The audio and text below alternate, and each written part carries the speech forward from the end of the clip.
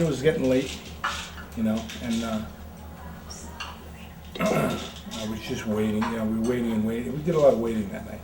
So by the time we got to the Promods, it was probably 9 o'clock, 10 after 9. My window was covered with a towel at that point, because it started getting a little dewy out, which I don't, you know, I don't like the dewy stuff, because it seems like the track is starting to get wet. You know, and then you look, you know, I kind of looked at it, looked down the track, I was okay. And then when I got up to start-finish line, I took the towels off, and there was really no condensation on my window. So that made me feel a little bit better.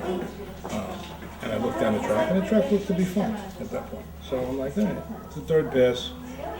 You know, I really wanted to go 599. The second shot I thought would have been the better shot. You know, so I figured I'd give the third shot a hit. You know, see if the car went straight and it got off the line. You know, it was a possibility. I didn't know if it was going to do it. You know, but 607 was okay. But I was trying to better my 607. So you know, as a drag racer and as a competitive person, that's what you do. You try to go out there and beat your best time. So that's what I did. You know, car left fine. I pulled up, car left fine. Looked like it was on a pretty good pass. Yeah, it started to go. It started to, you know, when it left the line, it was fine. Like I said, it started to move left on me. Which you know, at night it's hard to see. You know what I mean? So you don't know that the car is really moving left on you until you get. And what happened with me is, since I had allergic surgery on one of my eyes, I don't have my vision. See you later. Isn't the greatest.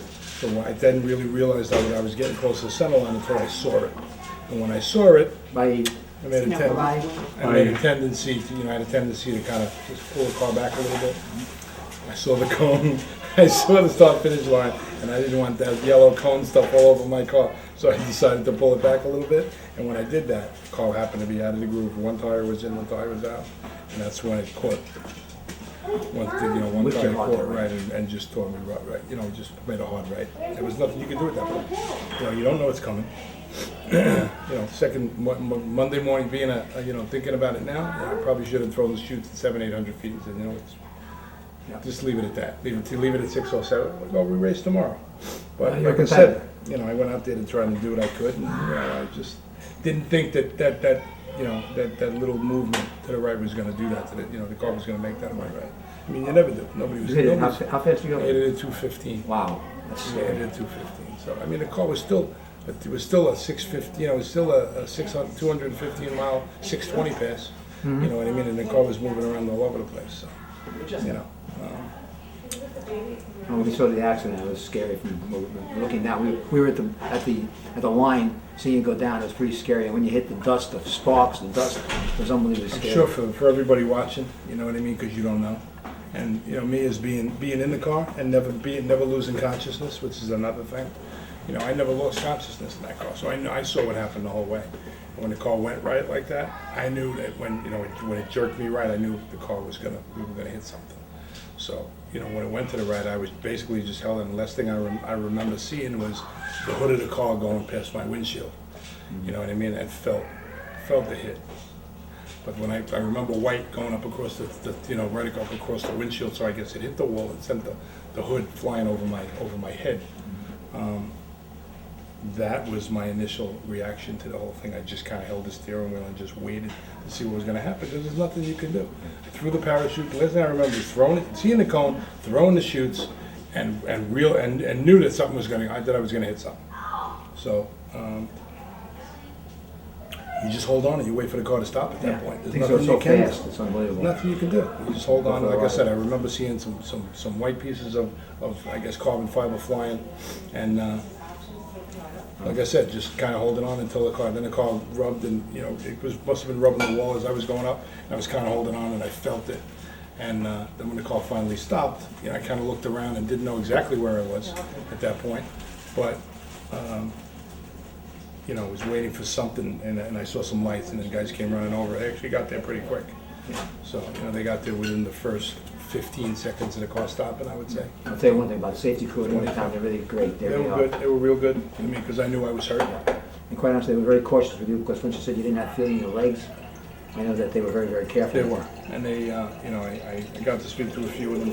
You know, when I get back there, I like to go back there and talk to them and just tell them how much I appreciate you know, what they did for me, because they could have made my back worse than it already was. And I knew I had a problem, because when I was sitting in the car, you know, my back was burning real bad. I felt almost like somebody sticking two knives in you from the back. That's what it feels like. And I knew I broke my back. I just didn't know to what extent. You know, so now I'm sitting in the car. These guys come running over. I remember the guy come running over on one side and doing something with the fire extinguisher. You know, the car did go. It did flame up for a second, but it went right out. So they didn't spray it. So that was on the right hand side. The left hand side, another guy came over, looked in the window, asked me if I was okay. I told him I thought I was. I said, yeah, I think so. And they started getting the door open, tried to get my helmet off, and couldn't get my helmet off at first. They couldn't get my Hans device off because I didn't want to move. You know, I told them at that point that I was hurt, and every time I moved, it's gonna have to wait. You can pick it up and just tell him. Ask him if he's available at 4:30. My daughter needs a ride support. Like I said, when I got to initially, like I said, you know, after I stopped, you know, I knew because Steve, you gotta go over there. I knew that that I was hurt because you could feel it. So I asked them not to move anything. I said because my back hurts bad. So they said, all right, listen, he thinks it's his back. They said, can you move any of your extremities? I said, I can move my upper body. I said, but I can't move my right leg. That was initially what the problem was, the right leg. I said, so I got a real bad burning sensation. I said, and I can't. So he reached inside the car and he was kind of like poking as I was trying to get the helmet, got the helmet off. We couldn't get the Hans device off. Finally, I said, hold on, you hurt? Just let me do this. So I took it off myself, gave it to him, and then I was just kind of sitting, frozen in the seat because every time you breathe, I couldn't breathe. Every time I tried to take a breath, the pain that shoots through your back when you're trying to breathe, like anybody who's ever had broken ribs will tell you, you know what it feels like to try and breathe. Well, mine was the opposite because my back was broken, and you know you're tied in those belts so tight. I was trying to get the belts off that I couldn't. I was taking real short breaths because every time I tried to go like this, the pain was just amazing. You know, when I tell you pain, it's pain that you never want to feel. And every time I got that pain, I was like, man. Scared. So he said, I just want to see if you, and he was reaching in my legs and poking them with one of the, I guess, a tool that he had in his hand. And I, you know, can you move this leg? And I said, no. He goes, do you feel that? I go, no. And that was my right leg and left leg that he initially was poking at. So I said, I don't feel anything down from my waist down right now. So he said, all right. So he told the other safety guys that he was with that I couldn't feel anything from the waist down. And I said, all right, listen, you're not going to move. Don't move. He said, because we're going to try and get you out of this car. So they started, you know, consulting each other on how they were going to do it. The only thing that they could come up with, which was the right thing to do, was finally talking to one of my guys from Montana Brothers. I think it was Chris. I think it was Nick. It was Chris initially. He said, I built the car. I remember somebody saying, I built the car. You're going to have to cut the top off to get them out. Because they were trying to cut all different bars in that car. And they couldn't cut anything. With those jaws of life and stuff, I'm like, you guys are wasting your time. You're just not going to be able to do it. The car was built safely. The car was built. The car saved my life. Yeah. You know, that car, and being in any other thing, and I swear by Montana Brothers car, I would have gotten killed or been hurt a lot worse if I wasn't in that car. I can tell you that from experience. Right.